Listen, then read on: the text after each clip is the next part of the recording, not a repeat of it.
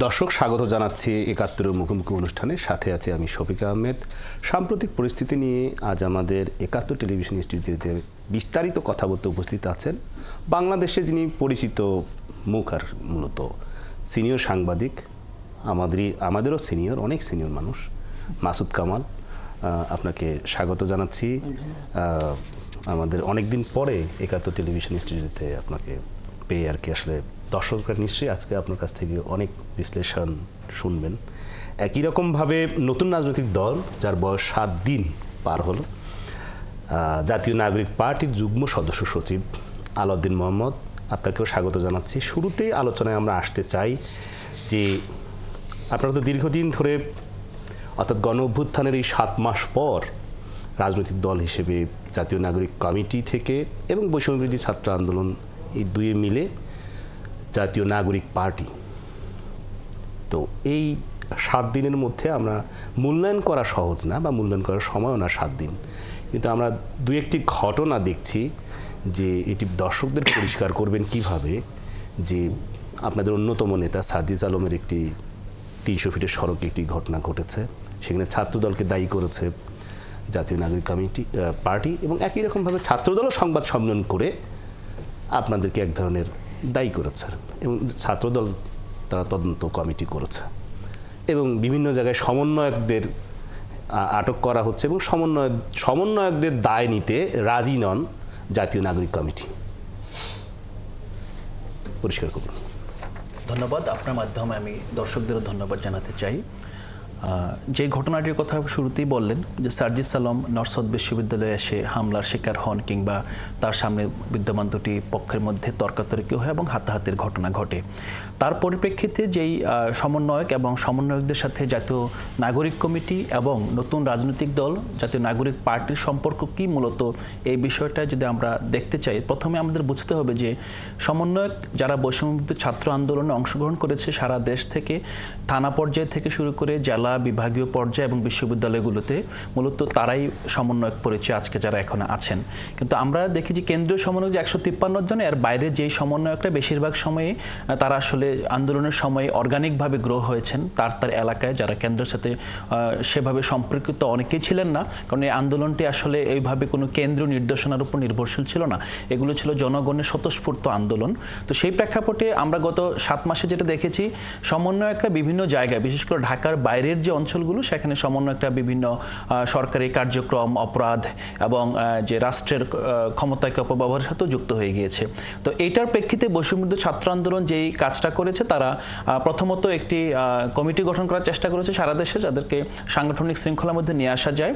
দ্বিতীয়ত হলো যে তারা বিশ্ববিদ্যালয় কেন্দ্রিক এবং শিক্ষা প্রতিষ্ঠান কেন্দ্রিক একটা নতুন ছাত্র সংগঠন করেছে, গণতান্ত্রিক ছাত্র সংসদ, যার মাধ্যমে যেই সমন্বয়করা যেই বৈষম্যবিরোধী ছাত্র আন্দোলনে যারা নেতৃত্ব দিয়েছিলেন, একই সাথে যারা অন্য কোনো দলে যায় নাই, অনেকে শিবিরে গিয়েছেন, অনেকে ছাত্র দলে ফিরে গিয়েছেন, তাদেরকে আহ্বান জানানো হচ্ছে যে আপনারা এখন ছাত্র সংগঠনগুলোতে ফিরে যান। আর পাশাপাশি জাতীয় নাগরিক পার্টি যেটা সংগঠিত হলো, আপনারা জানেন যে আত্মপ্রকাশ বৈষম্যবিরোধী ছাত্র আন্দোলনের নেতৃত্বে এবং জাতীয় নাগরিক কমিটির উদ্যোগে এই যে পার্টিটা আসলো, এটার মধ্যে আমরা প্রথমে যে এলিমেন্টটা দেখি যে এখানে কিন্তু মূলত জাতীয় নাগরিক কমিটি গত ৬ মাস এই পার্টি গঠনের সাথে ওতপ্রোতভাবে যুক্ত ছিল। আর বৈষম্যবিরোধী ছাত্র আন্দোলনের নেতৃত্ব এই অর্থে যে বৈষম্যবিরোধী ছাত্র আন্দোলন নিজেরাই একটি পলিটিক্যাল পার্টি হয়ে ওঠার আকাঙ্ক্ষা ব্যক্ত করেছে। একই সাথে তারা মনে করছে গণ অভ্যুত্থানের যেই আকাঙ্ক্ষা, যে স্পিরিট, গণ অভ্যুত্থানের মানুষের যে চাওয়া, এই চাওয়ার জায়গাটা যদি কোনো রাজনৈতিক দল না আসে, সংগঠিতভাবে জনগণ যদি ঐক্যবদ্ধ না হয়ে যদি পরবর্তীতে যে কোনো গণতান্ত্রিক সরকার এবং গণতান্ত্রিক ব্যবস্থার উপরে প্রেশার না দিতে পারে, কার্যকর প্রেশার না দিতে পারে, তাহলে গণ অভ্যুত্থানের যে আকাঙ্ক্ষা সেটা ভুলুণ্ঠিত হবে। সেই কারণেই রাজনৈতিক দল তৈরি হয়েছে এবং সেই দলের অনেক মানুষই আসলে এখন আমরা দেখছি। কিন্তু যারা মাসুদ কামাল, আপনি এই আন্দোলনের পূর্বাপর সবই জানেন, রাজনৈতিক দল গঠন হওয়ার পরেও আপনি অনেক গণমাধ্যমে অনেক বিষয়ে আপনি প্রশ্নের অবতারণা করেছেন। সমন্বয়কদের দায় বা সমন্বয়কটা এখন কিভাবে আসলে আছে, তাদের বিষয়ে আসলে কোনো কিছু স্পষ্ট না, আমরা যদি বুঝতে পারি কথাটা। দেখেন, সমন্বয়ক জিনিসটা কি, এটা হলো যখন সে আন্দোলন চলছিল, জুলাই আন্দোলনটা, জুলাই এবং আগস্টের প্রথম কয়েকদিন, সারা দেশে তো সবাই এর সঙ্গে আন্দোলনের সঙ্গে জড়াই পড়ছিল। কেবল ছাত্ররা তা তো না, ছাত্রের বাইরে শ্রমিক, রিক্সাওয়ালা, গৃহবধূ, সাধারণ মানুষ, এমনকি চাকরিজীবী পর্যন্ত সবাই থেকে আন্দোলনে ছিল। এখন সবচেয়ে বেশি সময় দিতে পারতো ছাত্ররা, সবচেয়ে বেশি অ্যাক্টিভ ছিল ছাত্ররা, কারণ তাদের তো আর মানে যে বাজার করতে হয় না, তাদের তো আর মানে ঘর সংসারে যে কারণে প্রাণ গেছে প্রায় 2000-এর মতো। কাজে ওদের বেশি ইনভলভমেন্টটা ছিল এবং ওরা ছিল কিছুটা সংগঠিত আমার বিবেচনা অন্যদের তুলনায়। তো এখন এদেরকে সারা দেশে যারা ছিল বিভিন্ন ইউনিভার্সিটিতে, বিভিন্ন শিক্ষা প্রতিষ্ঠানে, তাদেরকে সমন্বয় করার জন্য তারা সমন্বয়ক একটা পদ তারা ক্রিয়েট করছিল এবং তারপরে আন্দোলন সফল হলো, বিশাল সাফল্য একটা। সাফল্যের পরে কি দাঁড়ালো? সাফল্যের পরে দাঁড়ালো দেশ তো আগের মতোই আছে, ওই দেশটাই আছে, ওই দেশের অফিস আদালতগুলি আছে, ওই দেশের থানা আছে, ওই দেশের লোকজনই আছে, তারা একে অপরের বিরুদ্ধে আগের মতোই মামলা টামলা দেয় না, আগের মতোই তদবিরে চলে। এখন তদবিরের জায়গাগুলো দেখেন, আগে ছাত্রলীগের কাজটা কি ছিল? ছাত্রলীগ কিন্তু একটা সংগঠন ছিল, একটা ছাত্র সংগঠন, কিন্তু তারা কি অন্য কিছু কাজ করে নাই? করছে, যেখানে অর্থ উপার্জন করা যায় করছে। কিন্তু এই অর্থ উপার্জনটা কিন্তু করেছেন যে ভাড়ায় খাটছে ছাত্রলীগ। হ্যাঁ, এটা হয়েছে, অনেক সময় হয়েছে তো ভাই, ঘটনা সত্য। তো এখন কেন ছাত্রলীগ এই কাজগুলি করতে পারলো? কেন ছাত্র দল পারলো না? পারলো না এই কারণে, ছাত্রদল যদি একটা থানায় গিয়ে বলতো যে এটা আমার লোক, একে আপনি হয়তো হয়রানি করবেন না অথবা তাকে ছেড়ে দেন, লিগাল দাবি নিয়ে গেল, সে কি হতো? ছাত্রদলের লোকরা আবার অ্যারেস্ট করে রাখতো। একটা লিগাল কথাই বলতে গেছিল, কিন্তু তাকে অ্যারেস্ট করে ফেলতো। এই যে আমি একটা উদাহরণ দিয়ে বলি, আজকে একজন উপদেষ্টা, একজন আপনার ভ্যান রিক্সা চালককে ছাড়াই দিল। ওটা যদি ওই আসিফ মাহমুদ সজীব ভুঁইয়া না যে আমি যাইতাম, ছাড়তো। ওদের রিক্সাওয়ালাই ছিল, ওদের রিক্সাওয়ালাই ছিল। আবার আইনের দৃষ্টিতে আসিফ মাহমুদ সজীব ভুঁইয়ার যতটুকু দাম পুলিশের কাছে, আমারও ততটুকু দাম হওয়া উচিত। তো আমাদের আইন কানুন এভাবেই চলে। উনি একটা ভালো কাজ করছেন, আমি কিন্তু এটাকে খারাপ বলছি না, কিন্তু এই ভালো কাজটাই আমি করতে গেলাম, হবে হবে না? আবার যদি ছাত্রলীগের একজন লোক যাইতো, তাহলে কি হইতো? ওরা এনে বাইন্দা রাখতো, তুই থাক, আপাতত ওর স্থানে তুই থাক। তো এই কাজটা কারা করলো? এই কাজটা কিন্তু প্রশাসন, পুলিশ সিস্টেম, এই সিস্টেম করলো। যখন ছাত্রলীগ আউট হয়ে গেল, তখন এদেশে ওই দায়িত্বটা, ওই কাজটা কাকে পুলিশ এখন ভয় দেখলো? কাকে দেখে পুলিশ সালাম দেয়? সমন্বয়কদের দেখে। সমন্বয়ক যে নিজে নিজে আদাবাজ হয়েছে তা কিন্তু না, পুলিশ থেকে চাঁদাবাজ বানাই দিচ্ছে। সিম্পল, কিন্তু একদম সিম্পল। এখানে মানে সমন্বয়ক হইলেই খারাপ, সমন্বয়ক হইলেই ভালো, এত অতি সরলীকৃত কোনো বক্তব্য আমি যাচ্ছি না। পুলিশ থেকে বানাই দিচ্ছে। পুলিশ করে কি জানেন? ওই তাকে বলছে ভাই আপনি একটু থাকেন, আমি ব্যবস্থা করতেছি। ওরে বলতেছে এই সমন্বয়ক আসছে এখানে, সমন্বয়ক কিন্তু জানেও না সমন্বয়ক আসছে, আমি কিন্তু আপনাকে ছাড়তে পারবো না, রেট বাড়ান। রেট বেড়ে গেছে, সমন্বয়ককে চা বিস্কুট খায় প্রথম বিদায় করছে। পরে সমন্বয়ক চলে যেয়ে বুঝছে আরে আমার তো ইউজ করে দিচ্ছে, আমার বিক্রি করে দিচ্ছে। মানে পরে বলছে তুমি আমার বেচো, তো আমার কিছু দেও না, তোমার কিছু দেয়। সিস্টেমটা কিন্তু এভাবে বিল্ড আপ হয়। এখন এটা হয় কেন? যখন একটা প্রশাসন বলেন অথবা একটা সিস্টেম বলেন, যখন পুরো সিস্টেমটাই করাপ্ট হয়ে যায় না, তখন কিন্তু এগুলো হতে থাকে। এখন যাদের ধরছে হয়তো তারা সমন্বয় কিনা, কিছুই না, কিন্তু তারা দেখছে এই নামটা ব্যবহার করলে কাজ হয়। ছোটবেলায় আমরা দেখতাম বাসে যখন যাইতাম, স্টুডেন্টদের হাফ ভাড়া বলতো না, এখনো বলে। তো বাসের কন্ডাক্টরে কি বলতো? কার্ড দেখান। কার্ড কেন দেখে যেত? এই কারণে চাইতো যে অনেকে নিজের স্টুডেন্ট না হয়েও স্টুডেন্ট পরিচয়টা বহন করতো হাফ ভাড়া পাওয়ার জন্য, সুবিধাটা পাওয়ার জন্য। এখনও ঠিক একই জিনিস হচ্ছে। সে সমন্বয়ক না হয়েও সে নিজেকে সমন্বয়ক পরিচয় দিচ্ছে, দিয়ে 10 জায়গায় সুবিধা করতে পারতেছে, এক জায়গায় ধরা খাচ্ছে। যখন ধরা খাচ্ছে তখন আমরা শুনতেছি, শুনে বলতেছি এই মেয়ে আপনি দায়িত্ব নেন না কেন? যারা আপনি দায়িত্ব নিতে বলতেছে ও তো চিনেই না তাকে। আচ্ছা, বিষয়টা এই ধরনের হচ্ছে। আসবো আপনার কাছে আলোচনায়। মূলত আরেকটি বিষয় আমি আপনার কাছে প্রশ্ন রেখেছিলাম আলাউদ্দিন মোহাম্মদ, সেটি হচ্ছে যে ছাত্রদল এবং জাতীয় নাগরিক পার্টি পরস্পর বিরোধী একটা ছোট্ট ঘটনা নিয়ে অবস্থান আমরা দেখছি। একই রকমভাবে আপনাদের দল থেকে আবু হানিফ, যিনি আরেকজন যুগ্ম আহ্বায়ক, যুগ্ম পদ কি ছিল আমি জানি না, যুগ্ম আহ্বায়ক বা যুগ্ম এরকম কোন একটা পদ ছিল, তিনি আবার পার্টি অর্থাৎ নতুন দল পরিত্যাগ করে তিনি আবার তার পুরনো দল গণ অধিকার পরিষদে তিনি ফিরে গেছেন। শুরুতেই ভাঙন ঠিক বলা যাবে না, একজনের যাওয়া আসা দিয়ে ভাঙন কথাটা ঠিক যায় কিনা। আসলে আপনারা তাকে একজন হলেও আটকাতে পারলেন না কেন, বা ছাত্রদলের সাথে এরকম মুখোমুখি পরিস্থিতি যে কোনো ছোট বিষয় হোক আর বড় বিষয় হোক হচ্ছে কেন? না, প্রথমত ছাত্রদলের সাথে আমাদের কোনো মুখোমুখি পরিস্থিতি নাই। এটা আসলে থাকা সমীচীন না, কারণ জাতীয় নাগরিক পার্টি একটি রাজনৈতিক সংগঠন, আর ছাত্রদল হলো একটি রাজনৈতিক সংগঠনের ছাত্রদের আলাদা সংগঠন। তো এখানে স্বাভাবিকভাবে যে ঘটনাটি ঘটেছে, যে এই প্রশ্ন উত্তরটা আমি আধা অবস্থায় ছিলাম, সেটা হলো যে সমন্বয়ক পরিচয় যেটা, এদের ভিতরে তো ছাত্র শিবির আছে, ছাত্রদল আছে, আর যারা বৈষম্যবিরোধী ছাত্র আন্দোলন, যারা অন্য কোনো পরিচয় নেয় তাদেরকে কিন্তু আমরা এখন স্বাধীন সমন্বয়ক বলতে পারি, যে তারা বৈষম্যবিরোধী ছাত্র আন্দোলনের সমন্বয়ক। এখন যখন নর্থ সাউথ ইউনিভার্সিটি কিংবা গুলশানে আসার পর তাদের যে 2-3টা পক্ষ আছে, এই পক্ষ তো সবাই তো একটা পরিচয়ই এখন পরিচিত।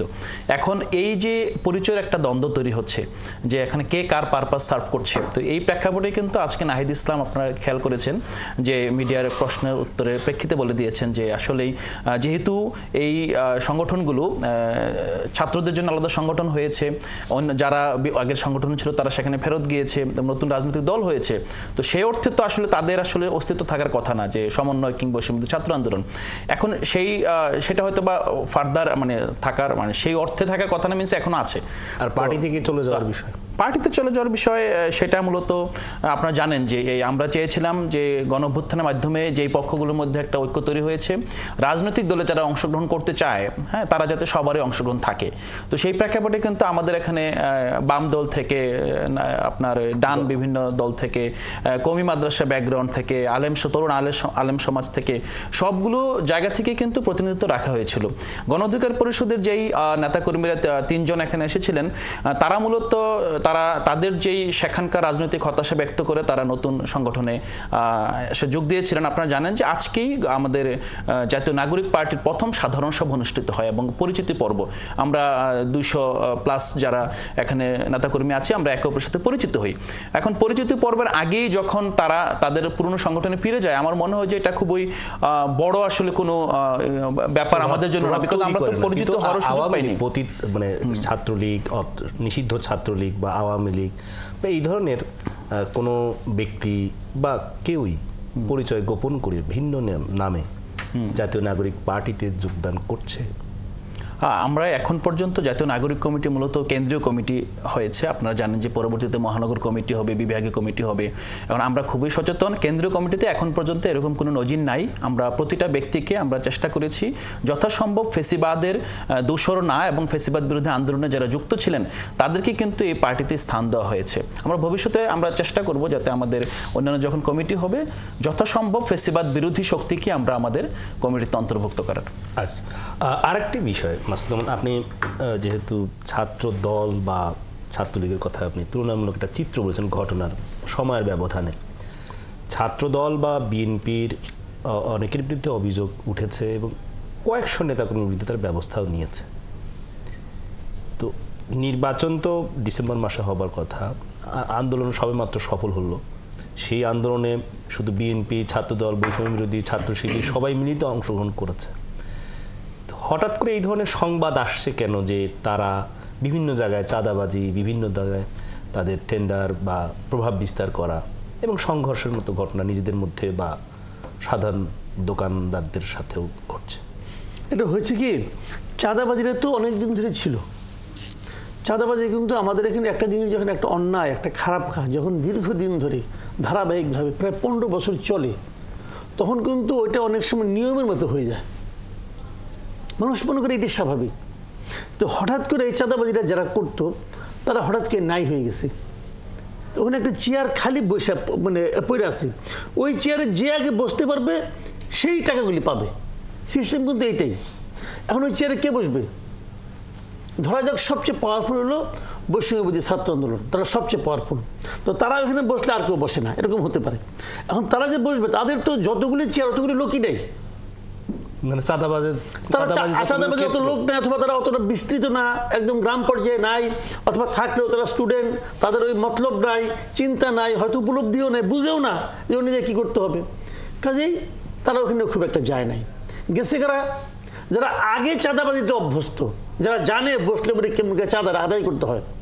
আপনি যে চেয়ারে বসে আছেন আপনার পাওয়ারফুল চেয়ার, এই চেয়ারে হয়তো 20 জন লোক বসছে এর আগে, 20 জন কিন্তু একরকম না, 20 জন 20 রকম ধান্দা নিয়ে আসে। কিন্তু কাজে চাঁদাবাজি যে করা যায় এটা অনেকে জানে না, জানতো করা বিএনপি জানতো। আর আওয়ামী লীগ বাংলাদেশে স্বাধীনতার পর থেকে ধরেই কিছু সময় জাতীয় পার্টি আর বাদ বাকি সময় কিন্তু আওয়ামী লীগ আর বিএনপি এরাই উল্টাপাল্টা করে চাঁদাবাজি এটা করছে। তো যখন আওয়ামী লীগ চলে গেছে তখন এখানে কে বসবে? বিএনপিরাই বসছে, একদম বিএনপিতে বসছে। আর ইন্টেনশনালি আমার জানা মতে বিভিন্ন জায়গায় জামাতের বসার সুযোগ থাকলেও তারা বসে নাই, কারণ জামাত একটা আদর্শ ভিত্তিক রাজনীতি করে। জামাতের আমির যদি বলে এই কাজটা করা যাবে তাহলে জামাতের লোকরা করবে, আর আমির যদি এটা করা যাবে না জামাতের লোক করবে না। আর ভাই তাদের এই আদর্শ ভিত্তিক তারা তো স্টেপ বাই স্টেপ উপরে ওঠে, কিন্তু হুটহাট ওঠে নাই। কিন্তু যে কারণে খারাপ মন্দ অন্য হিসাব, ওই আলোচনায় আমি যাচ্ছি না, কিন্তু তারা এটা মানে অর্ডারটা মানে। তারেক রহমান বলতেছে তোমরা চাঁদাবাজি করো না, বলতেছে চাঁদাবাজি করলে বহিষ্কার করবো। একজন লোক ভাবতেছে আমি তো শুরু করি এর মধ্যে আমি 20-30 লাখ টাকা কামাই নেব, তারপরে যে তারেক রহমান আমাকে বহিষ্কার হমু, কদিন পরে আবার ফিরে আসুম, দল তোমাকে ফেরত নেবেই। ফেরত তো নেয়, আওয়ামী লীগও নেয় বিএনপিও নেয়, ফেরত নেয়। আওয়ামী লীগ বলছিল না জীবনে আর ফেরত দেবো না, ওই জীবন ছিল মাত্র 11 মাস। এই যে গাজীপুরের মেয়র ছিল জাহাঙ্গীর আলম, বলছিল আজীবনের জন্য বহিষ্কার, 11 মাস পরে তারা ফেরত নিচ্ছে। তো ওদের আজীবন মানে 11 মাস। তো এরা কিন্তু এটা জানে যে কদিন পরে যখন দেখা যাবে যে আমি না থাকলে ইলেকশনে ফেল করবে, তখন আমার নিবে। তো আমি যদি 50 লাখ টাকা 15 দিনে কামাই করতে পারি, খারাপ কি? তো চাঁদাবাজির অভিযোগ বিএনপির বিরুদ্ধে আসবে। এই জিনিসটাকে বিএনপি যে প্রক্রিয়ায় বন্ধ করার চেষ্টা করতেছে এটা একটা মানে খুবই ছেলে মানুষের প্রক্রিয়া। তাদের কি করার আছে? তারা তো বহিষ্কার করছে, শোকজ করছে, এটাই তো সমস্যাটা। কি করার আছে? বহিষ্কারটা এই প্রক্রিয়া করলে তো হবে না, সিস্টেমটা দিয়ে হবে না। আপনি তো বিএনপি বিট করেন ভাই অনেকদিন, আজকের দিন থেকে না। তো বিএনপির নেতাদের আদ্যপান্ত আপনি চিনেন, জানেন না? বিএনপির মধ্যে গ্রুপ আছে কতগুলি বলুন তো আপনি? অনেক গ্রুপ। তাহলে এখন কি হয়, একদল বলে দেয় এই যে এই লোক কিন্তু খারাপ, আবার আরেক দল বলে না থামা এটা খারাপ না, ঠিক আছে ও খারাপ। একটা এক্সাম্পল দিয়ে বলি, সিম্পল একটা এক্সাম্পল। মাসুদ আহমেদ তালুকদারকে একজন কালকে বসে করছেন, কি করছিল? সাদেক এগ্রোর পক্ষে খারাইছে। বাংলাদেশের যতগুলি বড় বড় ব্যবসায়ী, যে 10টা ব্যবসায়ীর নাম আমরা জানি, যে বিখ্যাত ব্যবসায়ী, এদের পক্ষে কোন মামলায় বিএনপির উকিল নাই বলেন তো আপনি আমার? এটা ভাই না আছে। তো ওদের বিরুদ্ধে অ্যাকশন না কেন? অ্যাকশন না এই কারণে যে সাদেক এগ্রোর পক্ষে দাঁড়াইয়া এই মাসুদ আহমেদ ওনার গডফাদার কম, ওনার ভাই কম। এখন কিন্তু খালি বিএনপি করলে হয় না, তুমি বিএনপি করো, হ্যাঁ তুমি কোন ভাইয়ের রাজনীতি করো? মানে কোন ভাই? মির্জা আব্বাস ভাই নাকি অমুক ভাই নাকি তমুক ভাই? এটা ভাইয়ের রাজনীতি। এই ভাইয়ের রাজনীতি করতে যখন দল পুরনো হয়ে যায় তখন এটা হয়। যখন এই ভাইয়ের রাজনীতি হয়, এই ভাইরাই কিন্তু এই কাজটাকে করতে দিচ্ছে না। কালকে তারেক রহমান যদি বলে, সিম্পল একটা উদাহরণ দিয়ে বলি আপনাকে, কালকে তারেক রহমান ডিক্লেয়ার করুক যে যত এলাকার থেকে আমার লোকজন, বিএনপি লোকজন চাঁদাবাজি করে, যত জায়গায় করে, তোমরা উইথ ডকুমেন্ট, উনি একটা ওনার ইমেল অ্যাড্রেস দিয়ে দেখ, এটা আমার ইমেল অ্যাড্রেস, তোমরা এখানে ইমেল করো, তোমার কাছে যার ডকুমেন্ট আছে ডকুমেন্টটুক সহ তোমার কি অভিযোগ এটা সহ তুমি আমাকে ডাইরেক্ট ইমেল করো। উনি ইমেল করে উনি এখানে একটা টিম বানাই দিবে, 10 জনের একটা টিম, ভাই তোমরা এটা জাজ করো। কিন্তু এই 10 জন কিন্তু এই নেতারা না, প্রয়োজনীয় লোক ভাড়া করে নিয়ে আসবে, প্রফেশনাল লোককে নিয়ে তুমি জাজ করো কোনটা তোমাকে সন্দেহজনক মনে, ওইখান থেকে বৈশাখী চিকিৎসা করবে যে এই বহিষ্কার। মানে দেখেন আপনি যদি এখানে ডিক্লেয়ার দেখেন আপনার 7 দিনের মধ্যে কমে কিনা। শাস্তি দেয়া বা বহিষ্কার করার যে পদ্ধতি সেটি নিয়েও আপনার প্রশ্ন আছে একদম। নিশ্চয়ই আমরা বিরতির পর আরো অনেকগুলো বিষয় আমরা আলোচনা করব, দর্শক সঙ্গেই থাকবেন। দর্শক বিরতির পর আবারও ফিরে এলাম ৭১-এর মুখোমুখি অনুষ্ঠানে। আমাদের সাথে আছেন সিনিয়র সাংবাদিক মাসুদ কামাল এবং নতুন রাজনৈতিক দল জাতীয় নাগরিক পার্টির যুগ্ম সদস্য সচিব আলাউদ্দিন মোহাম্মদ। আমরা শুরুতেই এই পর্যায়ে যেতে চাই মাসুদ কামাল আপনার কাছে। আপনি রাজনীতি যদি পর্যবেক্ষণ করেন, প্রধান উপদেষ্টা গতকাল জানিয়েছেন যে সংলাপ শেষে রাজনৈতিক দলগুলোর জুলাই সনদ স্বাক্ষর করবে। এই সনদের কিছু সুপারিশ বাস্তবায়ন করবে অন্তর্বর্তী সরকার, আর বাকিগুলো বাস্তবায়ন করবে পরবর্তী রাজনৈতিক সরকার এবং ডিসেম্বরে বা মার্চে নির্বাচন। কি মনে করেন যে এই সনদ জাতীয় ঐক্যমত্যের শুনেন, এইটার ভালো মন্দ বিচার করার কোনো সুযোগ নেই এই কারণে এটা ছাড়া এর চেয়ে ভালো কোনো পদ্ধতি আমার জানা নাই। মানে আসলে অনেক বিতর্ক হবে, অনেক বিরোধ হবে, কিন্তু এর চেয়ে ভালো কোনো পদ্ধতি আমার জানা নাই। কারণ তারা কতগুলি সংস্কার কমিটি করছে, তখন এই সংস্কার কমিশন যেগুলি করছে এদের কোয়ালিটি নিয়েও আমার আপত্তি আছে। আমার কাছে মনে হয়েছে এইগুলি খুবই গুরুত্বহীনভাবে কমিটিগুলি গঠন করা হয়েছে, সিরিয়াসলি কমিটিগুলি গঠন করা হয় নাই। আমার ধারণা প্রত্যেকটা ক্ষেত্রে অনেক ভালো ভালো লোক ছিল যাদেরকে ইগনোর করা হয়েছে, এটা আমার ধারণা। কিন্তু তারা যখন একটা রিপোর্ট দিয়ে দিছে তখন কিন্তু আমি কোনো বক্তব্য দিব না, কারণ আবার নতুন করে করবে নাকি। যে রিপোর্টটা দিছে এটা নিয়ে আলোচনা করতে হবে। আমি এইভাবে আমি চিন্তা করি। এখন এই আলোচনাটা শুরু করতে হবে। যে পদ্ধতিটা ডক্টর ইউনূস করেছেন বলে আমি বুঝেছি, আমি যতটুকু বুঝেছি, যে প্রত্যেকটা কমিশন থেকে কমিশনের রিপোর্টের ভিত্তি করে উনি মনে করেন 10টা পয়েন্ট বাই করলো যে এই প্রস্তাব আসছে, এই প্রস্তাবে আপনার কি মত, আপনি কি একমত, আপনি কি একমত না, অথবা আপনি কি আংশিক একমত, অথবা এখানে আপনি কি যোগ করতে চান, এই কোনো অপশন দিয়ে তাদেরকে ছেড়ে দেবে এবং দিয়ে তারপরে আবার বলবে যে এই জিনিসটা যদি আপনি একমত হন তাহলে এটা বাস্তবায়ন কি আমরাই করব নাকি পলিটিক্যাল পার্টি করবে, যে যারা ইলেক্টেড হবে তারা করবে। ওই দুটো অপশন রাখছে আবার। তো এর চেয়ে ভালো অপশন আর কি হতে পারে? এখন এই অপশনে যায় নিয়ে প্রত্যেকে পলিটিক্যাল পার্টি যদি খোলা মনে যায়, যদি খোলা মনে যায় যাইতে হবে, কিন্তু খোলা মনে না যায় তাহলে কিন্তু কাজ হবে না।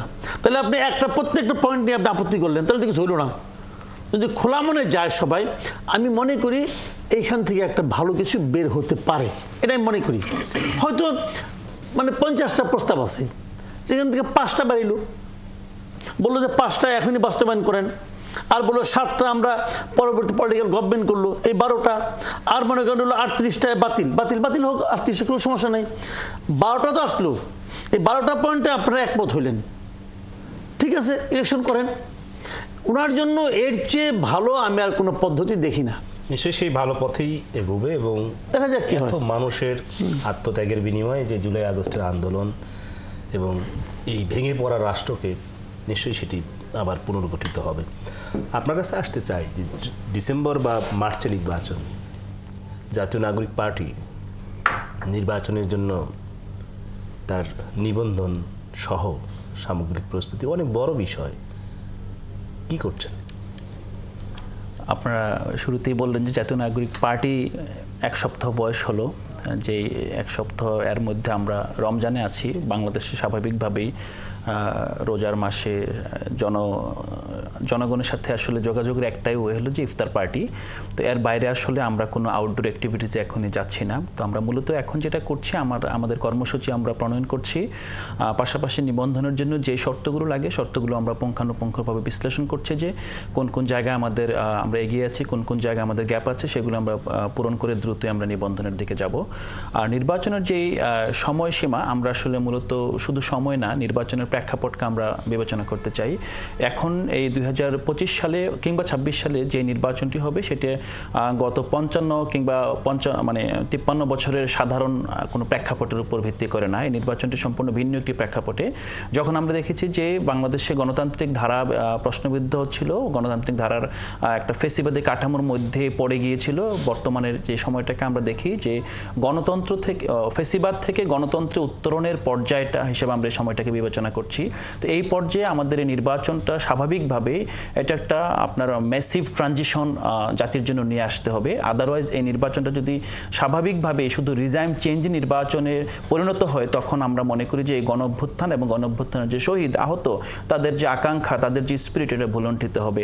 এই পর্যায়ে আমরা আরেকটু বলতে চাই যে নির্বাচনের যে সময়সীমা, আমরা সময়সীমার চেয়ে বেশি গুরুত্ব দিচ্ছি যে মূলত নির্বাচনটা কি নির্বাচন হবে। আমরা আগে থেকেই দাবি করছিলাম, আমরা যখন জাতীয় নাগরিক কমিটি করি, তারপর যখন বৈষম্য ছাত্র আন্দোলন এবং জাতীয় নাগরিক কমিটির 5 দফা ঘোষণা ছিল, সেক্ষেত্রে আমরা বলেছিলাম যে গণপরিষদের মাধ্যমে নতুন একটা সংবিধান প্রণয়ন করতে হবে। এই প্রেক্ষাপটে আমাদেরকে একটা বিষয় বুঝতে হবে যে আমরা কিন্তু সময়ের সাথে সাথে বিদ্যমান যে রাজনৈতিক দলগুলো আছে তাদের সাথে আলাপ আলোচনার ভিত্তিতে সমন্বয় করে আগাচ্ছি।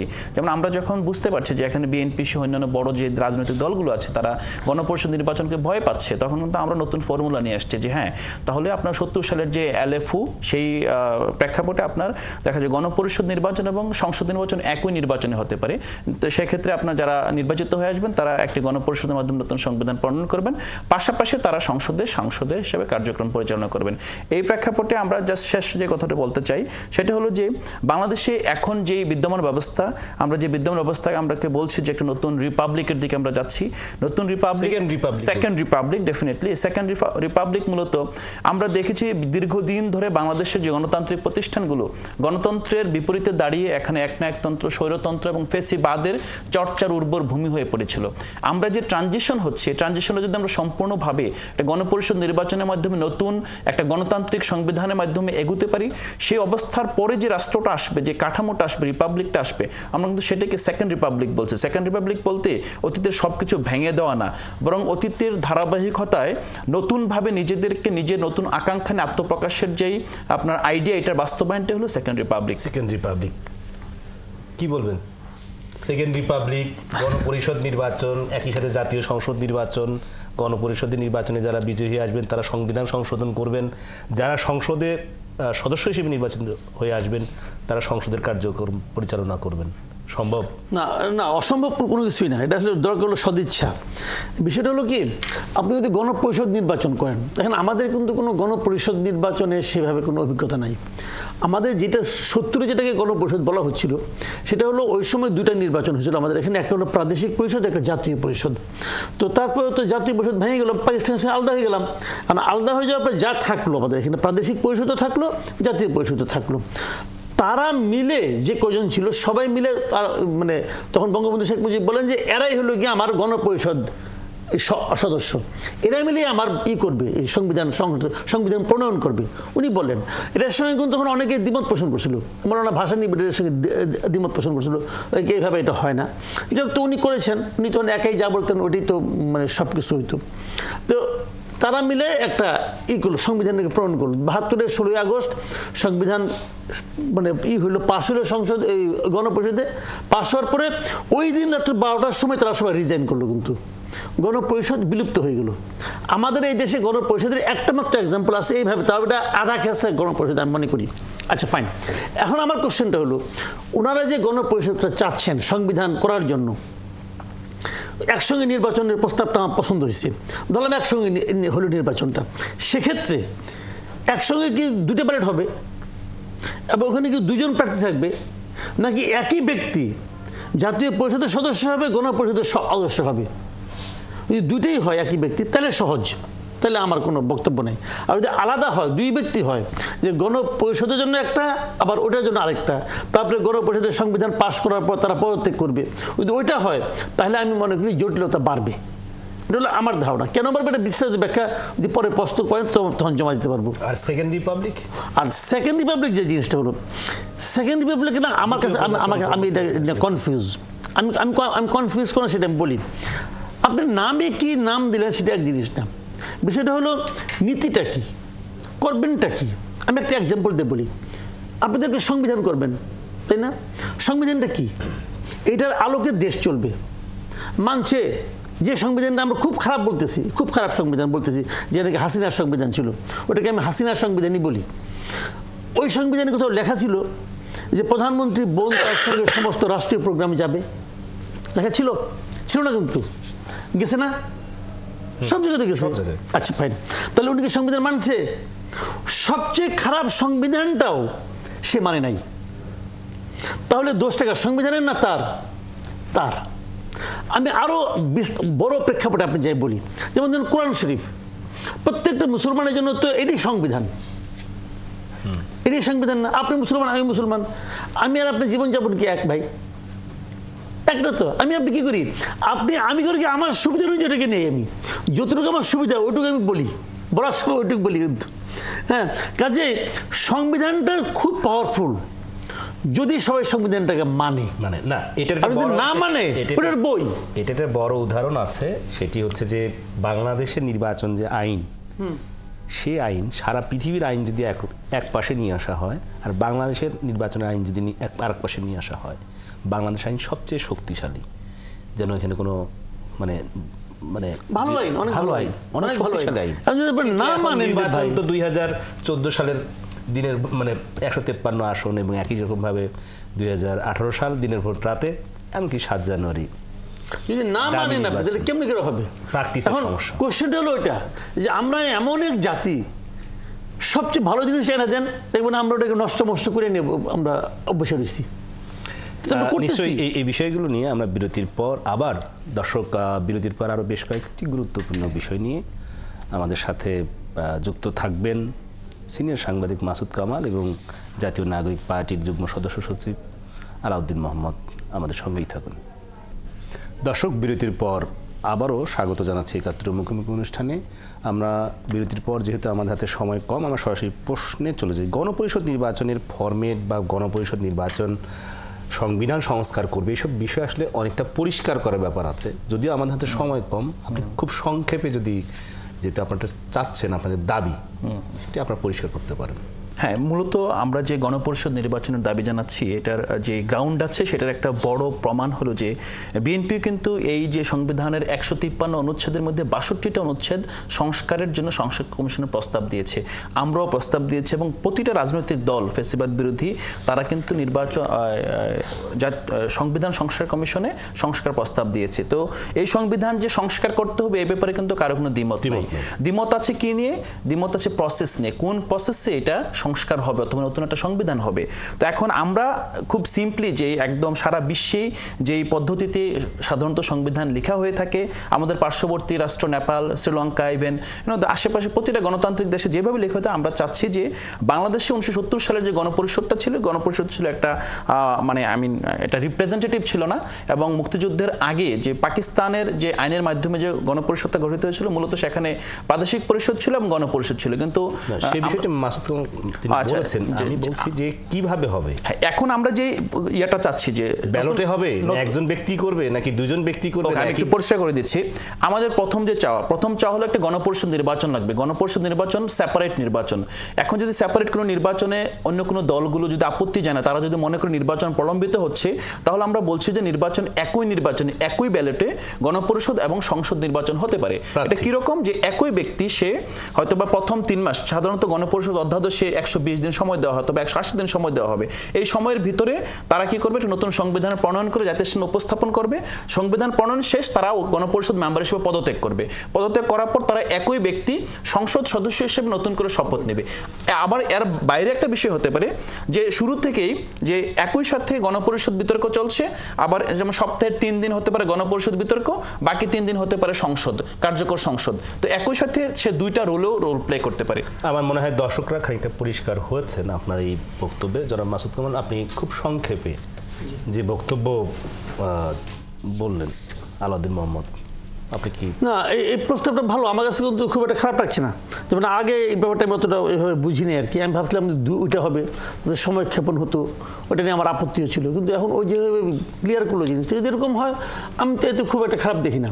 আপনি একটা সংবিধান করবেন, এর জন্য একটা সেপারেট একটা পরিষদ থাকতেই পারে, এটা তো অন্যায় কিছু আমি দেখি না, হতে পারে যদি সময় ক্ষেপণটা না হয়। কিন্তু এক্ষেত্রে যে জিনিসটা হলো আপনাদের নির্বাচনটা হবে কবে, এতে কিন্তু নির্বাচনও বিলম্বিত হওয়ার কোনো কারণ আমি দেখি না।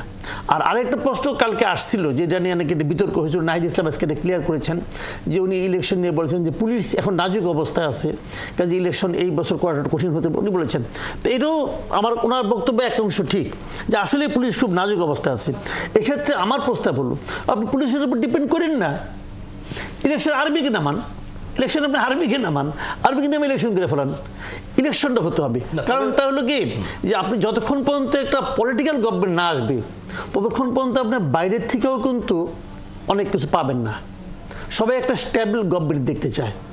এই গভর্নমেন্টটা মেবি স্টেবল, কিন্তু এই গভর্নমেন্ট 1 নম্বর হলো তার জনপ্রিয়তা নাই, 2 নম্বর হলো এই গভর্নমেন্টটা তো নামই অন্তর্বর্তীকালীন সরকার। তো অন্তর্বর্তীকালীন সরকারের সঙ্গে বিদেশে বড় চুক্তি হবে এটা মনে করি না।